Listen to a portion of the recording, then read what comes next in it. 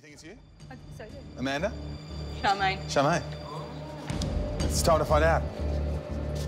Who is the one?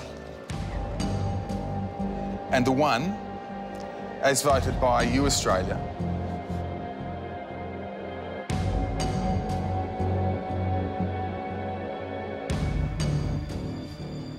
is Charmaine Wilson.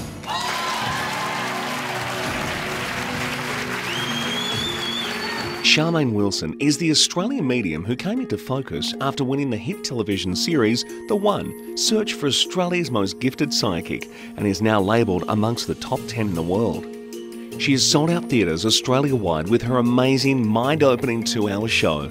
She connects thousands of people every year to their loved ones in spirit and spreads a very important message worldwide. So there was no way in hell that she could have ever even stalking 100 Facebooks or, you know, anything like that. There was nothing that she could have possibly known about me for some of the stuff that she actually said that was real. And when she started telling me what she did, I must admit, was that little bit where you go, whoa, like really?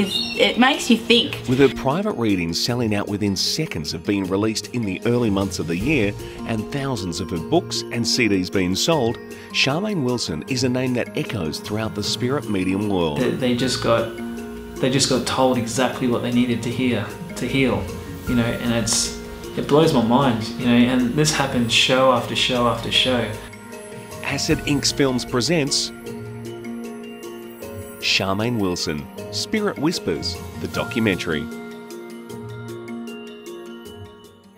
When I found out I was a medium, which was back in 2002, I really could have had a choice of being a future reader or being whatever I wanted to be, but I really wanted to do this work because of my own personal grief that I had, okay? If you haven't read Spirit Whispers, I'm going to tell you a little bit about what's in that book, and that's my life journey. And my life journey, you know, a lot of people say, you know, well, they expect that mediums just go, bing, I'm a medium, not me. That wasn't that easy. After I lost my daughter, and that was a hell lot of grief, as you can imagine. And I had just lost my brother 4 years before, so I had compounded grief. And then so in '82 my brother went, in '86 my daughter went, in '87 my grandfather went. And by that time I was only 23 years of age. So you can imagine the effect that would have on the 23-year-old. It wasn't a good effect. And being a good Australian girl, I decided I was going to drown my sorrows in the old rumbos. And that, of course, led to different things that happened. And I never, in the old days, there wasn't anyone like me around. You know, Doris Stokes died in 1987, and I would have killed to have got a hold of her. But unfortunately in Australia, mediums were not a thing, you know. You go and get your future read back in the 80s, you know, you might go for a bit of guidance, but you never really had the mediums back then, you know. If they were around, I never knew where they were, or if they existed, I didn't know. So you just got on with it. Being a medium is not exactly what everyone thinks. It is actually a huge responsibility that people might not be aware of. It's just not a matter of getting the name right or how they passed right. It's also wearing the emotional baggage that comes from the person who's in grief.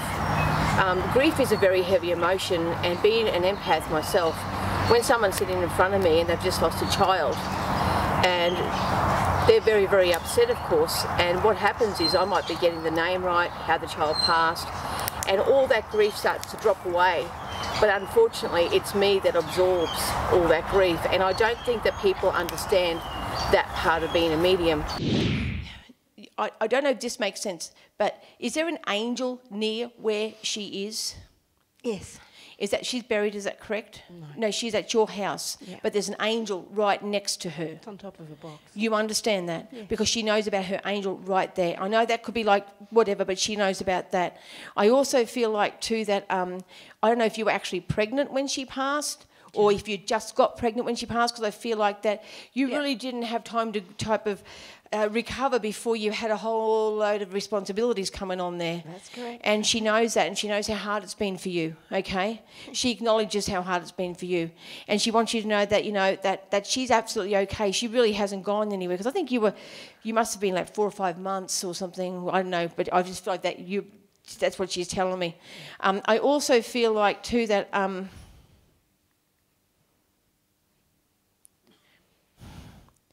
who sings the Sunshine Song? You sang the Sunshine Song to her. I did. You Are My Sunshine Song? Or Yes. Yes, because she remembers you singing You Are My Sunshine Song, okay? I can't stand to hear that song. It makes me cry all the time for various reasons. Yeah. And I think that that's banned from you for a little while, right? No listening to that song. I'm very empathetic for a lot of reasons. One, because I have lost so many people, so I do understand where these people are coming from. But also being a medium, you have to be a little bit distant during the reading. And I think that sometimes people think that you're not emotional enough or you're not caring enough. It's not that. It's as soon as you let that emotion in, you are in big trouble. If you even start to think about what the person in front of you has gone through, you could find yourself in tears, and that's not what the client needs. The client needs to know that you are going to be delivering messages. So being a medium, one, you have to actually learn to turn off your emotion during the reading and just listen precisely to what's being shown to you or said to you or directed at you from spirit. Known as Fat Boy by Charmaine, husband and manager Patrick Painter handles the behind-the-scenes and business side of Charmaine's entire show. With an ear for sound and a greater understanding of technical side of theatres due to his early years working as a musician, he takes the lead in giving all of her shows life and helps spread a very important message together with Charmaine. One of the highlights that I find at Charmaine's shows is when she's doing a reading for a family and it's absolutely tragic, and not just the family but everybody in the audience, including myself, is sitting there with a lump in their throat and a tear just ready to roll down the face, and somehow spirit comes through Charmaine and they're able to just take that situation and flip it with something that's just so unexpected but is so that person that it brings the whole audience to tears of joy and laughter, and it takes that lump in your throat and you end up laughing out loud, and the whole audience, you'll hear it, it just uplifts, and even the person that's sitting there missing that person totally has just had another moment with that person. Even though they've passed, they've just had another memory, another moment with that person. You know, it's just amazing the way Charmaine does that. Because when she passes, it's just like right out of left field, isn't it? Yes. And no one expected this to happen. No. It's something. Is it medical? No. She did this. Yes. She took herself home. Yes. Okay, just as long as you know that she's coming through, but because she's going up into her head, so I feel like she must have suffered depression for a little bit, Chair. Yes. And it's almost like you knew, because that's why I'm going in the head. Yes. And I feel like you knew that something was wrong, and I just feel like too that she's giving me the feeling she can't breathe at the end. Do you understand that? Yes. Okay. Is there also like a Kelly? L name? Clint. Sorry? Clint. Clint, who's that? My son. Yeah, that's the brother? Yes. Could you say good day to him as well, please? Let him know that she's come in. He They has- fought as well, I believe. He has passed. Also. Oh, he's passed? Yes. Hold on. Let's bring him in.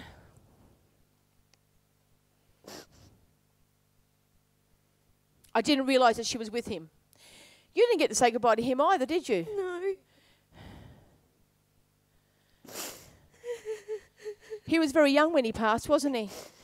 He passed on his 25th birthday. Really? It's bad enough losing one, let alone losing two. The main thing is that your kids are with each other, fighting. Don't worry, they're fighting. Okay? The angels have got to put up with their whinging now. You understand that, don't you? Yeah. Us becoming together and now obviously we're married, my life has changed so much since the days when we first met, and the beliefs that I had. My beliefs have totally changed. I can't even begin to explain how my life has changed. I think previous to this I was quite selfish. Everything was basically I did for myself.